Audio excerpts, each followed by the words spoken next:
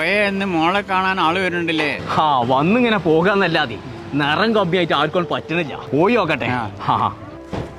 ആ തന്തന്റെ കോലം കണ്ടിട്ടേ മകൾ വോൾട്ടേജ് ഉണ്ടാവും തോന്നില്ല. ആ വരി വരി കേറി ഇരിക്കി. ആ ചായ എടുത്ത് കുടിച്ചി അതാ നോക്കിക്കോളൂ. ആ നിന്റെ കുട്ടിയാണേ.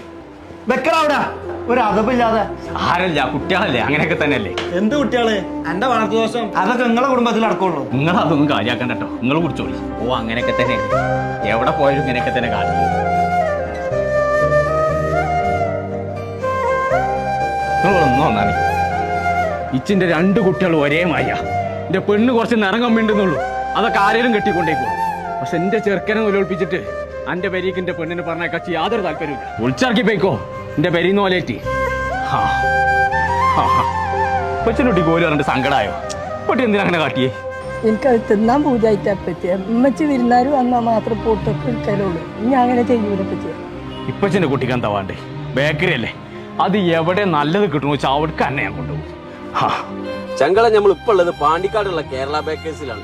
Dates, nuts, chocolate, live cake, bakery ഐറ്റംസുകൾ നിങ്ങൾ കൂടുതൽ വാങ്ങിയാലും കുറച്ച് വാങ്ങിയാലും ഹോൾസെയിൽ വിലക്കാട്ട വില തീരെ. അപ്പൊ തൊള്ളക്ക് ചാത്തുള്ള സാധനം കുറഞ്ഞ പൈസക്ക് കിട്ടണമെന്നുണ്ടെങ്കിൽ നേരെ വിട്ടോളി നമ്മളെ പാണ്ടിക്കാട് വണ്ടൂർ റോട്ടിൽ ഹൈസ്കൂൾ പഠിക്കുള്ള കേരള ബേക്കേഴ്സ്.